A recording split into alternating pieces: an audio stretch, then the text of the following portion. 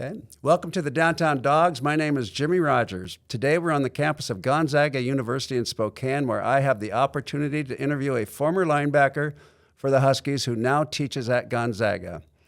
I always felt it remarkable that a former D1 football player would become a professor, especially a linebacker. But before we go deep on this, a shout out to the folks at Gonzaga's Instructional Design and Delivery Department for making this possible. His name is Dr. Peter Tormey. He goes by Pete, but I like to call him Professor. I first met Pete when he was finishing up his degree in English literature at the University of Washington and was coaching part-time as a graduate assistant. Pete lettered for 3 years for the Huskies, getting to start as a senior, and played in the 1978 Rose Bowl win over Michigan and the 1979 Sun Bowl victory over Texas. Pete's been teaching for 17 years as an adjunct professor in Gonzaga's master's program of communication and leadership studies. He retired from his full-time job directing Gonzaga's news service 3 years ago, but still teaches courses on leadership and communication, topics he knows well. Pete was part of Don James' second recruiting class. He went on to a career in journalism, rising to regional editor for United Press International in Salt Lake City, before returning to his hometown Spokane and a career of more than 3 decades at Gonzaga. Pete earned a master's in organizational leadership from Gonzaga in 1997 and a doctorate in leadership studies in 2007. But here's the part of his bio I like the best.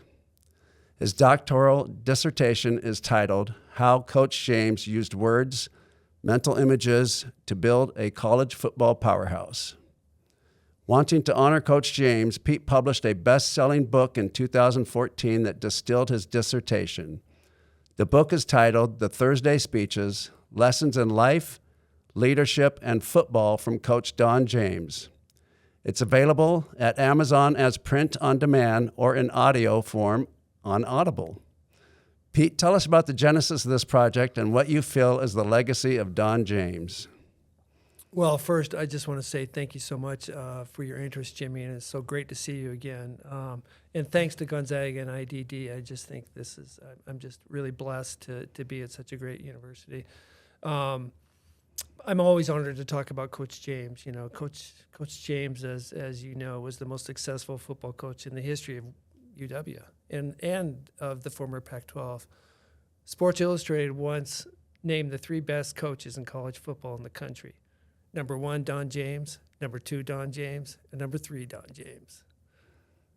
This book is both a lasting tribute to a great man and an exploration of how he used language to power the Huskies to the pinnacle of college football through these Thursday speeches that he called them. I believe this book is and will continue to be a source of great inspiration and benefit other coaches, leaders, and anyone needing some inspiration in this world, and that makes most all of us, I think. Coach James agreed to be the subject of my dissertation, which I really appreciated because he knew it involved a significant amount of his time and interviews, several in-depth interviews. So I really appreciated that. And he was always all about education. Anything involving education, he was in for. So I suspected that he would be in for this, and he was. But anyway, Coach James provided me with the majority of his pregame speeches, and he called them the Thursday speeches because he spoke them to his teams on Thursdays before practice. Many coaches did these on Saturday morning before the game or Friday night. He felt like that was way too late. These speeches and my experience as playing for Coach James formed the basis of the dissertation which informed the book.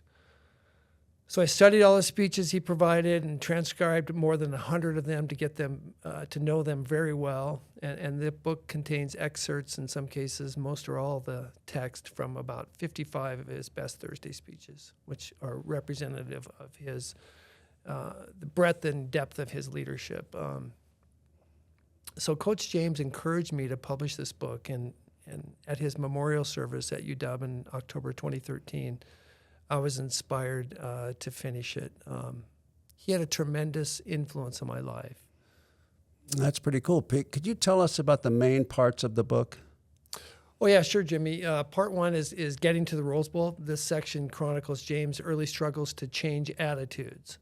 It reveals why he moved into his office in the UW, Tubby Graves building, in his first season for the remainder of the season after a crushing loss to Alabama. I'm sure you had heard lots of stories and interviewed people about that.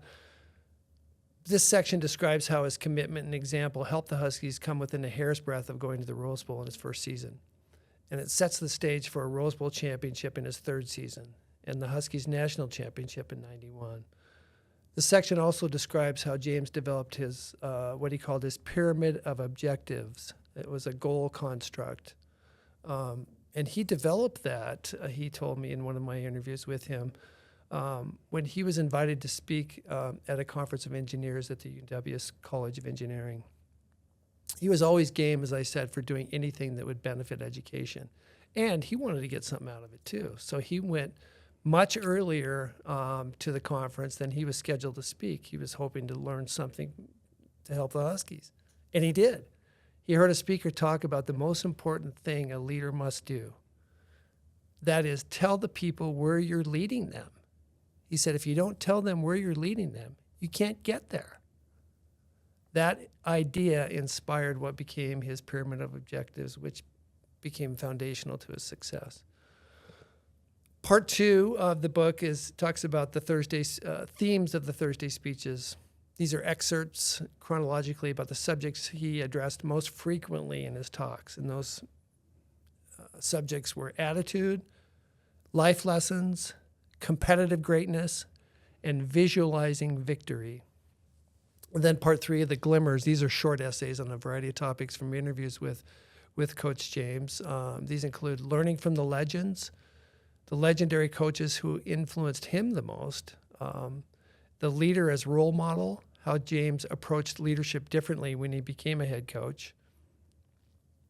Coaches are teachers, in which Coach James, who earned a master's degree in education, understood principles of effective teaching and worked to ensure his assistants were effective teachers. And then leading from the tower, in which he explains that he viewed Husky practices from atop a tower, not because he was aloof or other reasons, but for purely practical, pragmatic purposes. He wanted to see the entire practice at once. And he got great insights that he wouldn't have been able to get otherwise if he'd been down on the field. So among other topics, this section explores how James attributes his focus on the kicking game to success in his first 7 years at Washington. You know, he said when he got there, he realized, hey, we can't win the conference on offense. We can't win the conference on defense. We got a chance with kicking game, and that's what he did. He exploited the kicking game, and we worked hard on it, and that is how we won. But he was a voracious reader. He read the Bible cover to cover each year. He had an expansive intellect. He used a wide range of stories to engage the Huskies, including topics, on disparate approaches to goal setting by Freud and Frankl. How the Cheshire Cat and Alice's Adventure in Wonderland related to the Huskies' goals.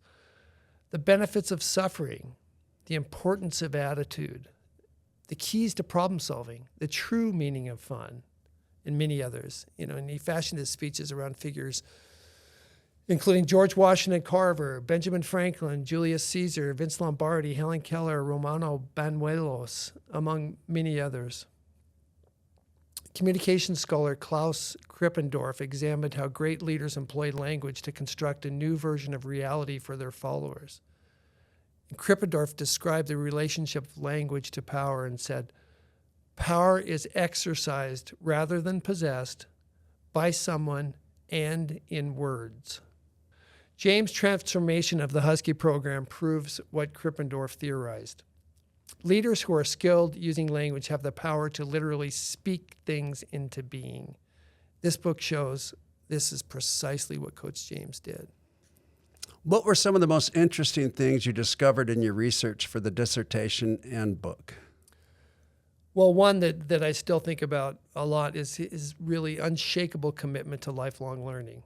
I asked him, hey, Coach, what was the one thing, if you could say one thing that helped you more than anything else in achieving your goals, what would that be? He said, without blinking, batting an eye, learning. And that he was constantly looking to learn something new to help his teams. That perspective was core to his teaching. And in all of his Thursday speeches, he never used the same speech twice, which I thought was really remarkable. It was difficult. It was difficult to come up with something new each week. But he felt it was really essential to impact the team. There's so many aspects of his coaching that I found fascinating. But another big one was how Coach James absolutely hated it when his assistants would yell at players and criticize them.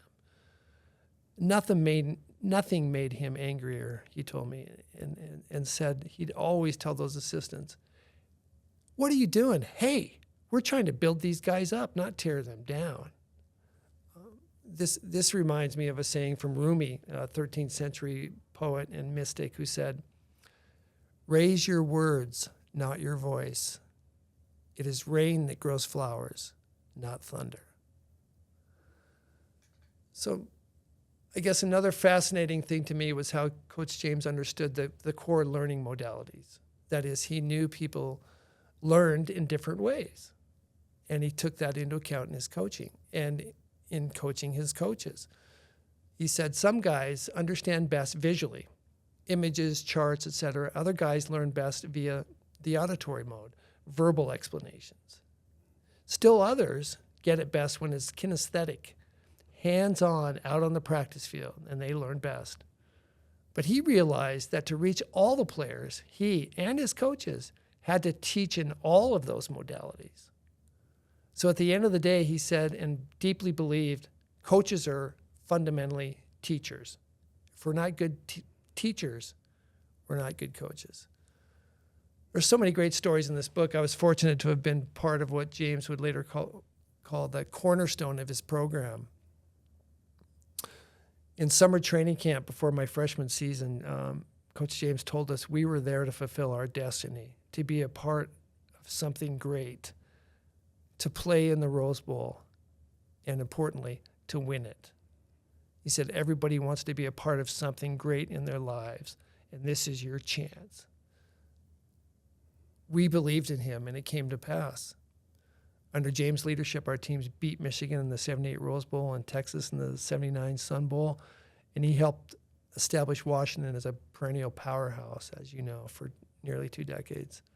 I know you can attest to this, Jimmy. I think we all felt that with Don James as our coach, we had a chance to beat any team any day, and we had a lot of talent on those teams. Absolutely. Pete, what is your least favorite word? Ooh, that's a hard one, Jimmy.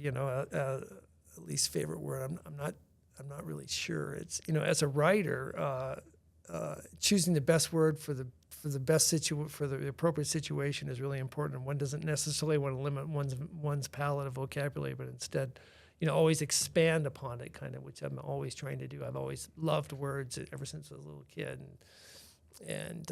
but one word that I think that calls to mind here is can't. And my late father, Bill Tormey, an immigrant, he went to 7th grade in Kilbegan, Ireland, before he had to start working to help support the family. So I'm one of 6 kids, and he always told us, Pete, there's no such thing as can't. In fact, he said, look, it's not even in the dictionary, so it can't be a word. Well, that's because it's a contraction, and those weren't included in that dictionary he was reading. But the point he was trying to make here is there are no limits to what you can do in this country, and that's what he truly felt. So he, along with my mom, she was a dietitian. They were my first big motivators. And people would ask Dad, where'd you go to school, Bill? And he'd say, St. James in Kilbegan. I got my double E. And people would ask, oh, what's that, electrical engineering? He'd say, no, it means enough education. Get your ass out on the field and get to work. So I told my dad, hey, I'd love to go to Gonzaga Prep. And he said, for high school, he said, that's great. He goes, but I got 6 kids. You have to pay for it yourself. but I'll get you a job. And he did. He got me a job on a farm down near Lynn, Washington. It was a tremendous learning experience in so many ways. And I worked there all summer from sun up to sundown. It was hard work, but I loved it. It was a great experience. And the key thing is that I think really that because I had to pay for my high school education, I was heavily vested in it. I paid for it with my own hard work, and I wanted to get as much as I could out of it. And Coach James often told us, get as much as you can from education. Go as far as you can with learning. Pete, what inspires you? I think teamwork, you see it throughout your life and your career, not just in athletics, but really teamwork, people contributing to the common good without worrying about what's in it for them. And Don James said, isn't it great what can be accomplished when people aren't worried about who gets the credit? He said that players exert either positive or negative leadership, and I think that's true in organizations as well. I feel that being around people with a positive attitude is inspirational, and we can get anything done. And Coach James, as you know, couldn't stand to be around negative people. One of his Thursday speeches that I especially love was from October 25th, 1979, before we traveled to play UCLA. I love this one for its rhyme, its meter, and clarity in conveying the truth that we choose through our own thoughts and attitudes, whether to live positively or negatively. So in this talk, he relayed a story about a young bride from the East Coast after World War II who had followed her husband to an army camp on the edge of a California desert. The living conditions were primitive. Her husband advised her not to come along, but she wanted to be with him. Housing was a rundown shack, heat 115 degrees, wind, sand, days were long and boring. The only neighbors were Native Americans who spoke little English. She wrote to her mother, told her she was coming home. She received a short reply from her mother, 2 lines. 2 men looked out from prison bars. One saw mud, the other saw stars. I'll just read this, quoting from that Thursday speech of October 25th, 1979.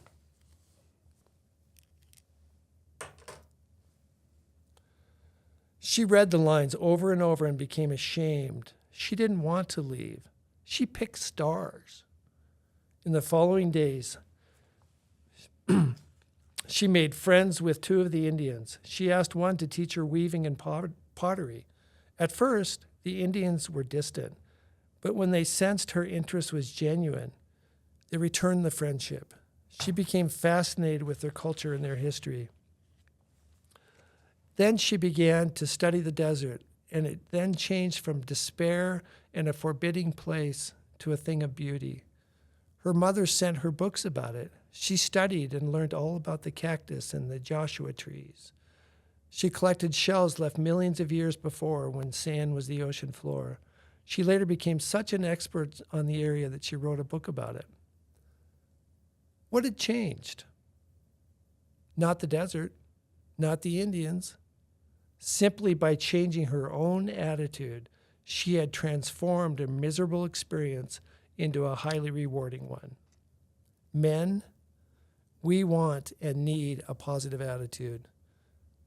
We want and need positive leadership. We can readily transform a miserable experience into a highly rewarding one. We beat UCLA that Saturday.